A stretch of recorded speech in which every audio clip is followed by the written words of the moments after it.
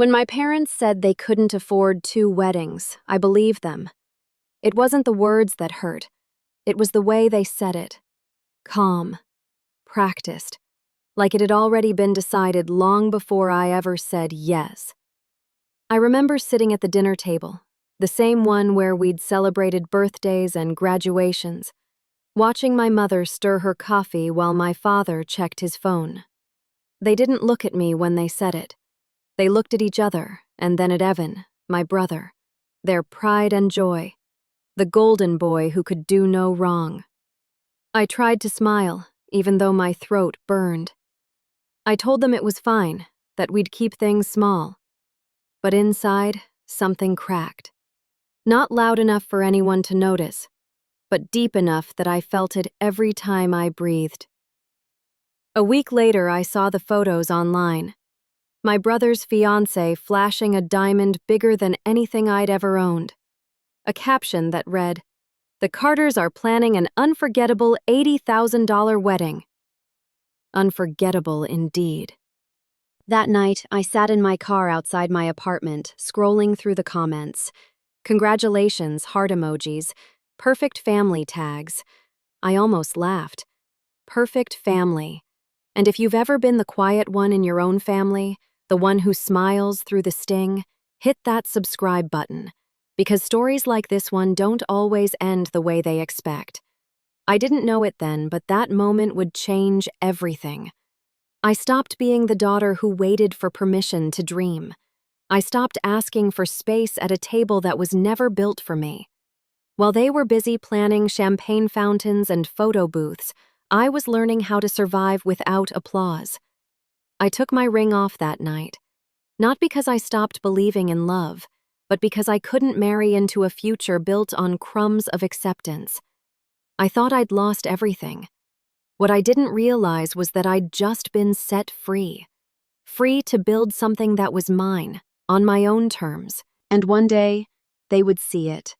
Not in a photo album, but on a stage they never imagined I'd stand on.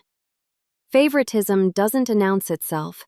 It seeps in quietly, like a draft through a window you can't quite close. Growing up, I thought love was supposed to feel warm. In our house, it felt conditional. Evan got the warmth. I got the advice. He got praise for trying.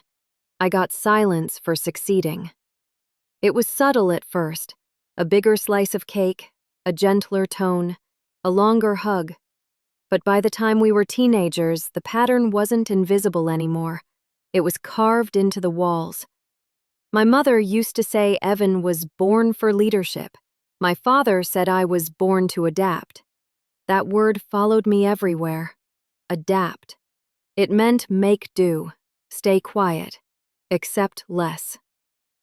When Evan crashed his car senior year, they called it a lesson. When I missed one exam because of the flu, they called it irresponsibility. I used to think I could earn fairness. I tried harder, stayed later, excelled quietly. But no matter how much I did, the scale never balanced. The irony was almost cruel. I became an event planner because I wanted to create moments of beauty and belonging, the very things I never had. I still remember one Thanksgiving. I had just landed my first big client, a corporate gala downtown. I told them over dinner, expecting pride. Instead, my father changed the subject to Evan's new promotion at the bank. Everyone clapped. I smiled, like I always did. The aftertaste of humiliation is strange. It's bitter and metallic, like pennies on the tongue. People say family wounds fade. They don't. They just get quieter, until something wakes them up again. For me, that something was Evan's engagement announcement. My parents threw a dinner party that night. I was invited, but it felt more like an obligation than a celebration. The house smelled like rosemary chicken and nostalgia. I watched them toast to his future while I cleared plates from the table. Later that night, I stood in front of the mirror, still wearing the dress I'd bought on clearance, and realized something simple but devastating. I could disappear from that family, and the only thing they'd notice was an empty seat at the next event. I didn't cry. I just made a promise, to myself this time. If I couldn't belong to their version of love, I'd build my own somewhere else. It wouldn't be loud or dramatic. It would be quiet, patient, meticulous. The kind of revenge that doesn't scream. It shines. And one day, when the lights turned toward me, they'd finally see what they'd chosen to ignore. When I called off my engagement, no one asked why. They assumed I'd changed my mind, that I was being dramatic again. But the truth was simpler. I couldn't marry someone into a family that had already made it clear where I stood. So I boxed up the invitations, folded the dress into storage, and moved into a one-bedroom apartment that smelled faintly of dust and lemon cleaner. The silence was heavy at first. I'd spent years trying to be included, to be seen. Now there was no one left to perform for. Just me, a cracked window, and a life I didn't recognize. I started working at a small events company downtown. Nothing glamorous, just folding napkins and polishing cutlery before corporate luncheons. But there was something grounding about it. Order, precision, control. Things I never had growing up. The first paycheck was small, barely enough to cover rent, but it was mine. I remember holding that envelope like it was something sacred. Proof that I could exist outside of them. Every weekend, I stayed late after events just to watch the planners work. I'd pretend to organize storage closets while memorizing how they spoke to clients, how they made chaos look effortless. Sometimes I'd sneak photos of table settings and sketch them at night, tracing symmetry like it could save me. The city became my classroom. I'd walk through hotel lobbies and study floral arrangements, pick up discarded brochures from venues just to learn which companies were booked and when. I wasn't chasing dreams, I was chasing data. Every detail was a breadcrumb out of the life I'd been trapped in. A few months later, the senior planner quit unexpectedly, and I volunteered to help manage a small engagement party. It was only 20 people, but for me, it felt like a stadium. That night, everything went wrong. The caterer was late, the sound system died, and a centerpiece caught fire, but I stayed calm. I borrowed candles from the restaurant next door, rewired the speaker myself, and served desserts early to distract the guests. By the end of the night, no one noticed the chaos, only the warmth. That was the first time someone looked at me and saw more than just help. The client hugged me before leaving and said the words I hadn't heard in years. "You saved the night." I didn't cry, but I wanted to. I began to take side jobs, birthday dinners, charity galas, small weddings no one else wanted. Each event was another layer of armor, each compliment another stitch holding me together. By the end of the year, I had a portfolio. Not perfect, but honest. And honesty had always been my strongest weapon. When I finally registered my business, Carter and Bloom Events, I felt something I hadn't felt in years. Ownership. It wasn't just a company. It was a declaration. Meanwhile, my family's world kept spinning without me. I saw glimpses online. Evan's smiling photos, my parents hosting dinners, the words, "So proud of our son," under every caption. They never mentioned me. And I stopped waiting for them to.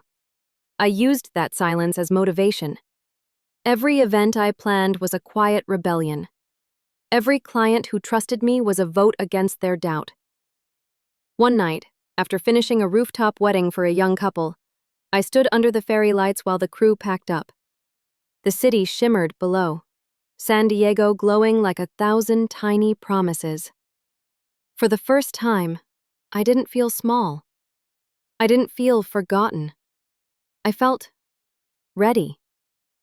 Because the thing about building from nothing is that, eventually, nothing becomes something.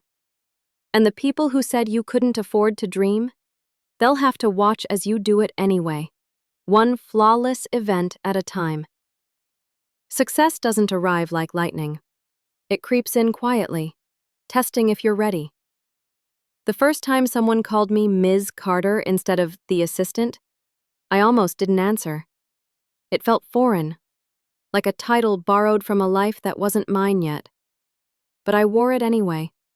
Every event I worked was a rehearsal for the next one. Every detail mattered: the scent of the candles, the timing of the music, the way people felt when they walked through the door. By the second year, Carter and Bloom wasn't just surviving, it was growing. My name started appearing on vendor lists, in small articles, then on local radio segments about San Diego's emerging event visionaries. I didn't believe it at first, but clients did. I was still renting the same apartment, tiny, quiet, safe. But my calendar was full, and for the first time, I didn't feel like I was chasing approval. I was curating it. That summer, I was hired to plan a celebrities' engagement party in Malibu. A beach estate, private guest list, sunset ceremony. Everything about it screamed perfection and pressure. But I didn't flinch. I remember standing barefoot in the sand at dawn, clipboard in hand, as the ocean wind tangled my hair. It hit me then. No one could take this from me anymore. No parent, no brother, no name that wasn't mine. The event went viral.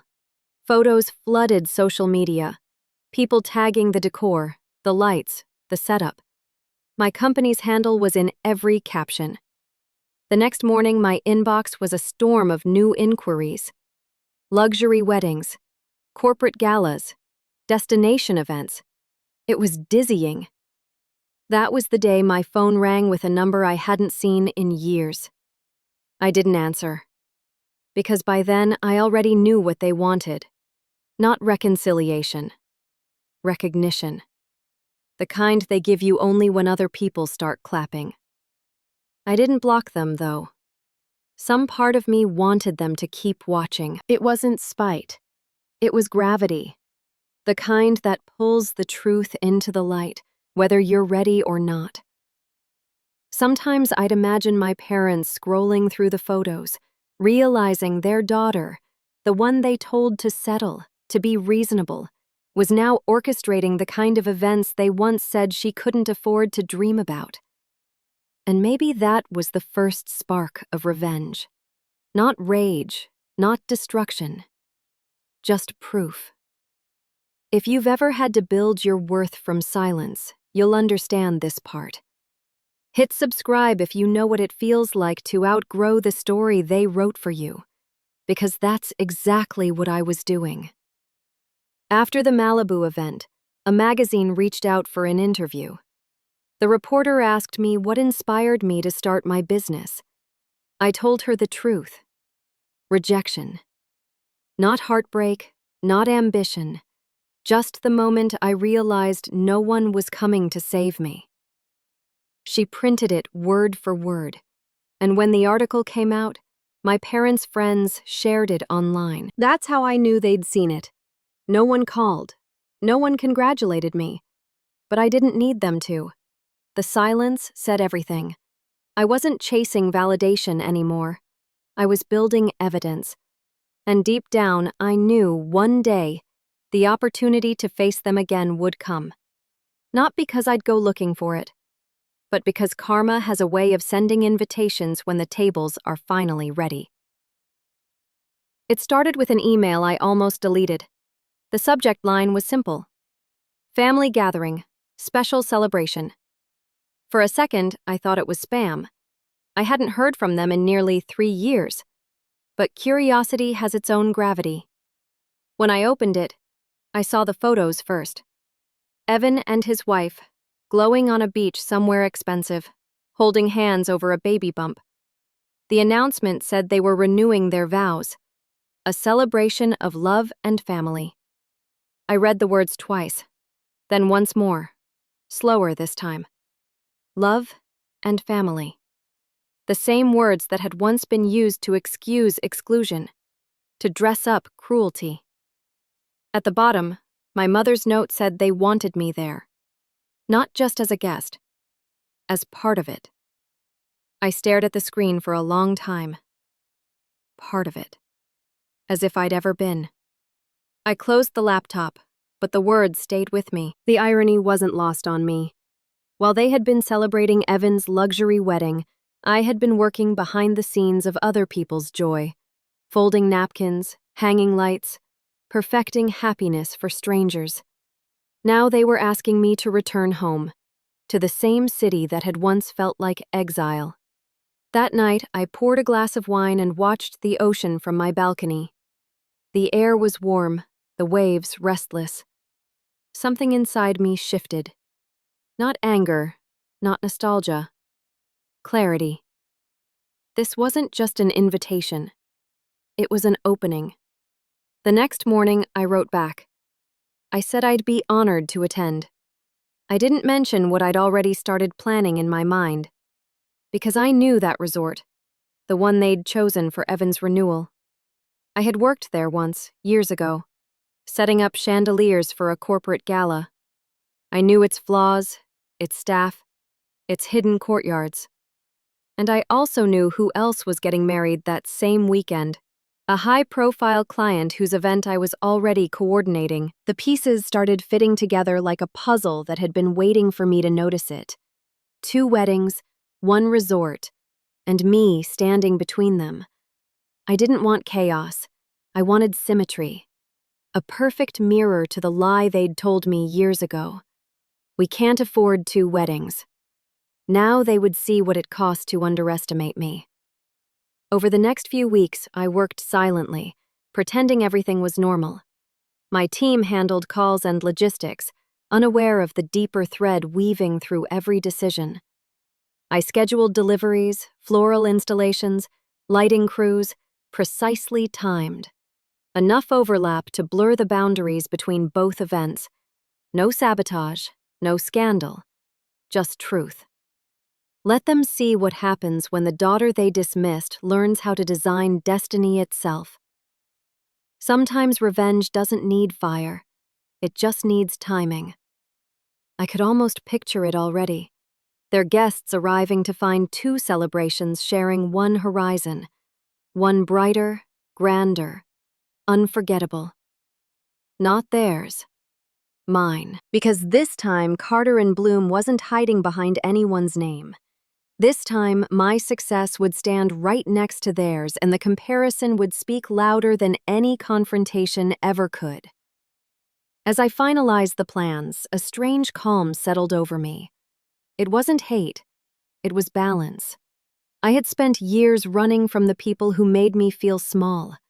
Now, without lifting a finger in anger, I was about to show them exactly what they created.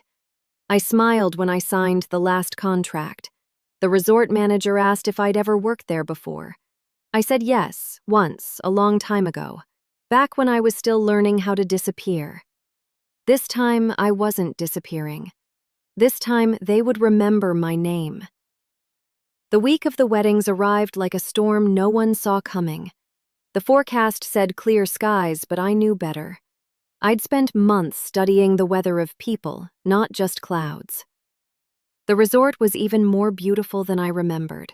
White stone pathways, glass pavilions that caught the ocean light like mirrors. I'd been here years ago as a nameless assistant, setting up table linens for someone else's dream. Now I was the architect of my own. 2 events, 2 guest lists, 2 worlds about to collide without a single confrontation. Evan's vow renewal was set for Saturday evening at the South Terrace. My client's celebrity wedding, Sunday morning, same resort, same vendor network, by design. The staff didn't question it. Double bookings happen all the time. But this one wasn't an accident. It was choreography. Every vendor, every crate, every delivery was timed with precision. The floral company brought both sets of arrangements together, filling the loading dock with white orchids, pink roses, and cascading greenery. The decorators followed the same schedule. It looked like one massive celebration taking shape. I watched quietly as my brother's event coordinator, hired by my parents, barked orders across the terrace. She didn't notice me. I liked it that way. Power is quieter than people think. It doesn't shout. It observes. I stayed invisible. Until I didn't. Halfway through setup, the resort manager called my name from across the hall, smiling wide. My parents were with him. Their faces froze when they saw me standing there in black slacks, clipboard in hand, headset around my neck. I gave a polite nod. They didn't know yet. They didn't realize that the woman orchestrating the biggest wedding of the weekend, the one that would flood social media by sunrise, was their daughter. That evening, as I walked the grounds, I saw their event taking shape. Gold accents, a string quartet, a seating chart that glittered under soft candlelight. It was elegant, predictable, expensive. Across the property, my own team worked under the stars, preparing something entirely different, modern, ethereal, unforgettable. And still, I felt calm. No shaking hands, no bitterness, just precision. The kind that comes when you've already cried every tear you had to shed. Later that night, I stood alone on the balcony overlooking the ocean. From there, I could see both venues, theirs glowing amber, mine a skeleton of scaffolding and silk waiting for morning light. It felt poetic. Two worlds built side by side, one funded by entitlement, the other by endurance. People always think revenge is about destruction. It isn't. It's about revelation. I wasn't here to ruin them. I was here to let the truth exist in daylight. By Friday, guests started arriving. SUVs lined the driveways, laughter echoing through the halls. I saw familiar faces, relatives who hadn't spoken my name in years. Some gave me passing glances, uncertain. They didn't recognize me right away. That was fine. They would soon enough. Every moment felt deliberate, like I was setting the stage for something inevitable. Because that's exactly what I was doing. If you've ever had to stand where you once begged to belong, you know the feeling. It's not pride. It's peace wearing a sharper suit. That night, I ran a final inspection through both setups. The sound team tested the audio, the decorators lit the candles, the florists misted the blooms. Everything gleamed. Perfection. Measured. Quiet. Balanced. When I finally left for the evening, I caught my reflection in the resort's glass doors. Same eyes. Same face. But the girl who once begged for space at their table was gone. The woman staring back owned the room. Tomorrow the storm would break, not with thunder, but with applause, and no one would ever say we can't afford 2 weddings again. The morning arrived bright and merciless, the kind of light that doesn't hide anything. By sunrise, the resort was already alive, vans unloading, staff hurrying through glass hallways, air thick with perfume and salt. 2 celebrations, 1 heartbeat. It was a symphony of logistics, and I was its quiet conductor. Evan's renewal ceremony was scheduled for 6 in the evening. My client's wedding was set for noon. But between those hours, everything bled together. Photographers, stylists, decorators, press. Exactly as planned. From my suite, I could see the courtyard where both events mirrored each other like reflections in opposite windows. Their decor was opulent, gold, ivory, predictable. Mine was simple, modern, radiant. The contrast wasn't hostile. It was poetic. By 10 a.m., guests had begun arriving for my client's ceremony. Influencers, journalists, small media crews, some invited, some following whispers. The resort had never hosted a wedding of this scale before. Cameras were everywhere. Across the property, my parents' guests were starting to trickle in, too. Same parking lot, same lobby, same confusion. The staff kept asking which event each person belonged to. Most couldn't tell. They just followed the sound of music and the scent of roses, unaware that they were walking into the wrong story. From behind a curtain, I watched as people drifted toward the grand ballroom. My ballroom. The one filled with light installations, a floral arch 20 feet tall, and a custom monogram on the dance floor that read C&B Events. For hours, no one questioned it. At noon, as the bride walked down the aisle, flashes burst like fireworks. Every camera turned toward the ceremony. And in those photos, circulating across every major wedding blog by the end of the day, my logo was everywhere. Meanwhile, across the terrace, Evan's planner was panicking. Vendors were late, deliveries delayed, guests distracted. Half the orchestra had been redirected to my event, per a scheduling error no one could trace. It wasn't sabotage, it was math. The perfect misalignment of time and attention. When my ceremony ended, applause rolled through the resort like thunder. Even from a distance, I saw faces I recognized. My aunts, distant cousins, applauding, unaware they were celebrating the work of the daughter they'd once dismissed. I didn't speak. I didn't need to. Revenge was unfolding in real time, elegant and wordless. By the time my client's reception began, the photographers had already uploaded hundreds of images to social media. "Most stunning wedding of the season," the captions read. The irony tasted sweet. Later that afternoon, as Evan's event finally began, I stayed behind the scenes, ensuring everything at mine ran seamlessly. The resort staff, exhausted and confused, had begun mixing up details: glassware, floral shipments, even signage. Guests wandered, and in the middle of it all, reporters from a lifestyle magazine mistook my parents' event for the after-party of the celebrity wedding. They entered, took photos, asked questions. My family smiled through it, thinking it was all part of the attention. I watched from a distance, camera in hand.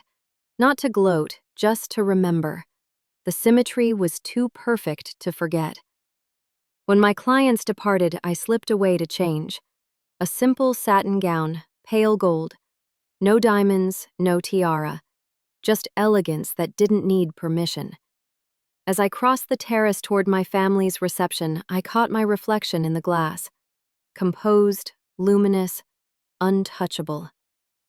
The crowd turned as I entered. I didn't say a word. People whispered. Some recognized me from the earlier event. Others realized too late that the day's biggest wedding hadn't been my brother's. My mother's face froze mid-smile. My father's hand stiffened around a champagne flute. Evan looked lost, caught between pride and disbelief. But I wasn't there to make a scene. I was there to finish a circle. I walked calmly to the center of the room, nodded to a vendor, and the lights dimmed, automatically programmed for my client's event but now illuminating theirs instead. The projectors flickered, displaying the Carter and Bloom insignia across the ballroom ceiling. Gasps rippled through the room. Someone clapped. Then another. And suddenly, the applause wasn't for them anymore. I didn't stay long. I didn't need to. The story was already writing itself online, headline by headline. The event planner who stole the show. When I stepped outside, the ocean wind was cool against my skin. The day had gone exactly as planned. No anger, no chaos. Just balance restored. They said they couldn't afford 2 weddings. They were right, because only one of them was worth remembering. The morning after the weddings, the ocean was quiet. Waves came and went like nothing had happened, as if the night before hadn't rearranged everything.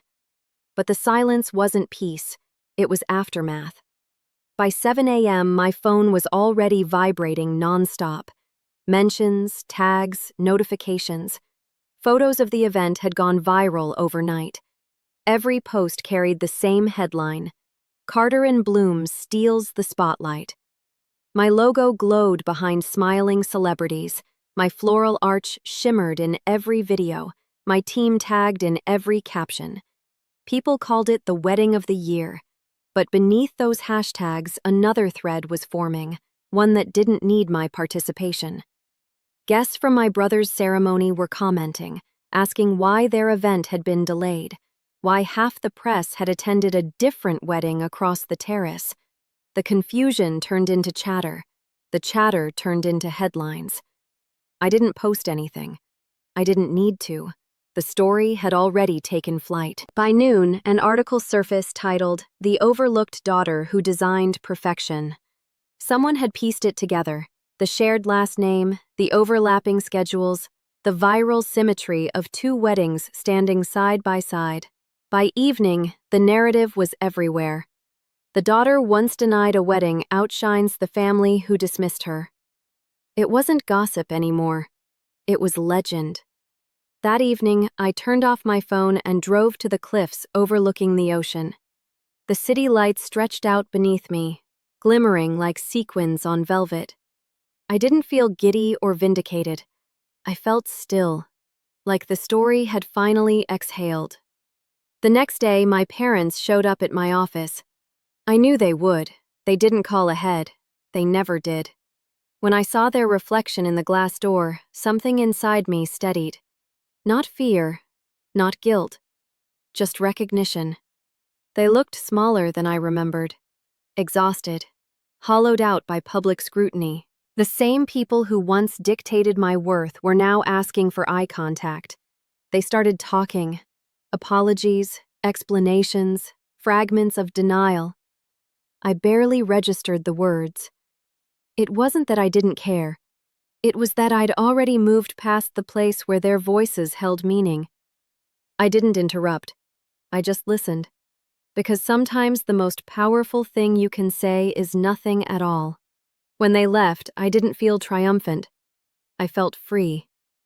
Later that week, the magazine that had covered my event reached out again. They wanted a follow-up piece. Not about the family drama, they said, but about resilience, independence, and grace under pressure. I accepted. The interview took place in my studio, surrounded by swatches of fabric and half-assembled centerpieces. The journalist asked what it felt like to be at the center of such a viral story. I told her the truth. It didn't feel like revenge. It felt like balance. For years, I'd been told that silence was maturity, that humility meant staying small. But there's a difference between humility and erasure. And I had finally learned how to exist in my own volume. The article went live the next morning. The headline read, "The Woman Who Designed Her Own Redemption." Clients doubled.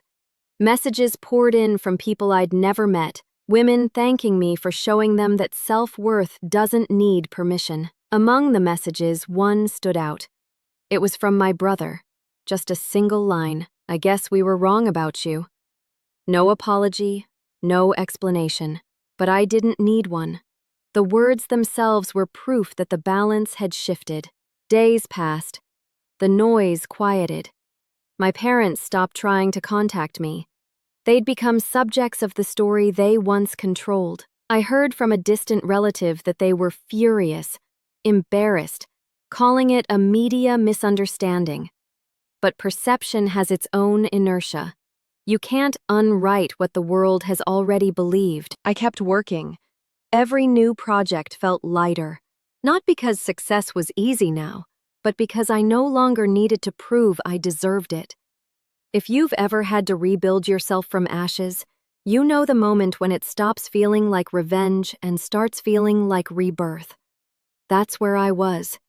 Sometimes I caught myself smiling, remembering how they once said they couldn't afford 2 weddings. They were right, because grace and dignity aren't things you can buy. In the quiet that followed, I finally understood what closure really means. It's not an apology. It's peace showing up unannounced, sitting beside you and whispering, "You made it out alive, and that's enough." The world had moved on. But for me, it wasn't over yet. Not until I used my story for something greater than me. Because survival is powerful, but transformation, that's where the real revenge lives. Fame, when it arrives uninvited, doesn't ask if you're ready. It just walks in, sits down, and changes the temperature of everything. After the story broke, I became something I never intended to be, a headline that refused to fade. Every publication wanted a quote. Every talk show wanted a soundbite. Every stranger had an opinion. For a while, I let the noise wash over me. It was strange watching people dissect my life like it was a movie they could pause and replay. Some called it empowerment. Others called it cruelty. I called it honesty. My business exploded overnight. Clients I had once begged for now waited months to book me. I hired staff, opened a second office, redesigned my website. But amid the growth, I kept one rule. I would never use my family's name to market success. They had taken enough from me. I wouldn't give them my spotlight, too. Still, their shadows followed me. A journalist sent me a link one morning, an op-ed written by someone who claimed to be a close family friend. It called me ungrateful, cold, ambitious to a fault, the kind of article meant to wound quietly. I didn't respond. I didn't need to. Because truth ages well, and lies have short expiration dates. By the next month, people stopped caring about their version of the story. The focus shifted back to the work, to the art, to the way I made ordinary spaces feel sacred again. That was the real victory, not the applause, the permanence. But victories have echoes, and mine reached places I never expected. One afternoon, my accountant called about an odd deposit notice. It wasn't mine. It was a foreclosure record. My parents had lost their house. I stared at the email, unread for a long time. There was a time that news would have shattered me. Now, it just made me quiet. Not happy, not sad, just aware. Life was evening itself out. A few weeks later, Evan reached out again. This time, it wasn't a text. It was a voicemail. His voice sounded smaller, almost fragile. He said he and his wife had separated. He said things weren't easy. He said he finally understood. I never called back. Not out of spite, but because closure doesn't always come from conversation. Sometimes it's found in the space between what was said and what no longer needs to be. In the months that followed, my story was invited to panels about women in business, resilience, and creative independence.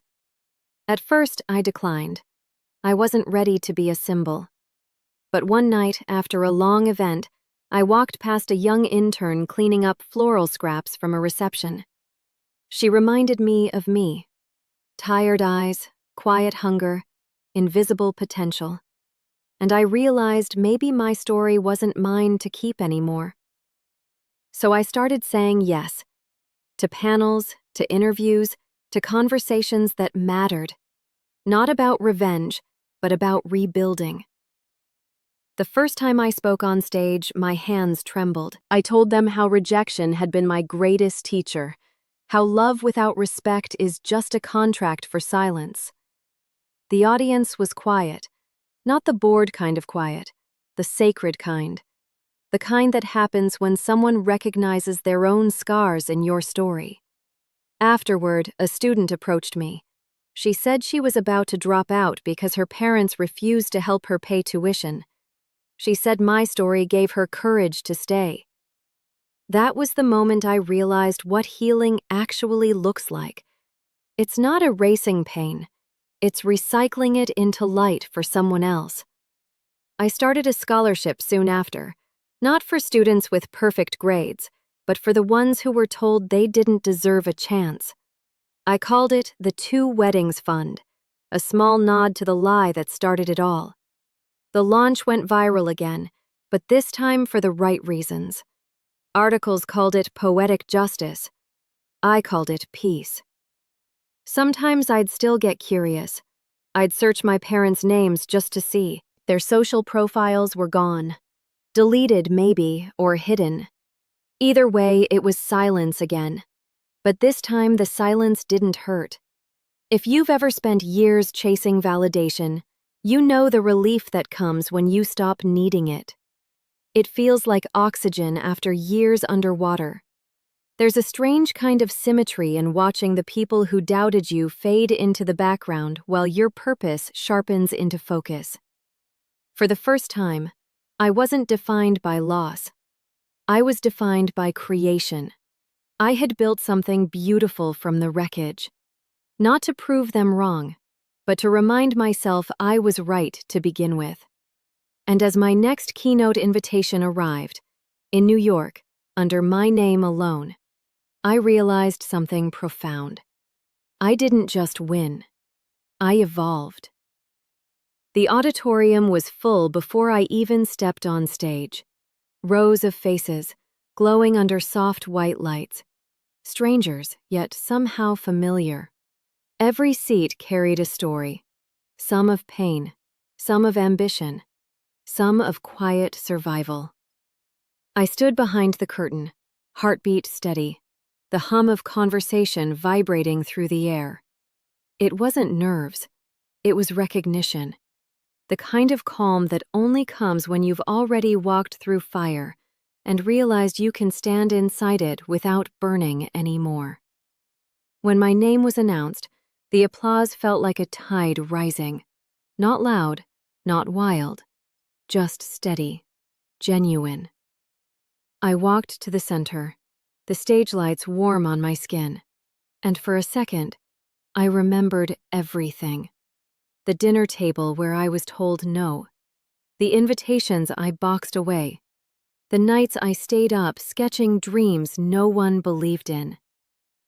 I spoke slowly, letting silence do most of the work. I told them about starting with nothing. No funding, no validation, no safety net. I told them how failure isn't the opposite of success. It's the doorway you have to walk through to find it. And I told them that sometimes the people who doubt you aren't villains. They're mirrors, showing you what parts of yourself still need defending. The audience listened like they'd been waiting to exhale. There were no cameras flashing, no interruptions, just that rare kind of stillness that feels like grace. When I finished, I looked up toward the back row and saw a woman standing alone near the exit. Older, tired eyes, clutching her purse too tightly. For a moment, I thought I imagined her.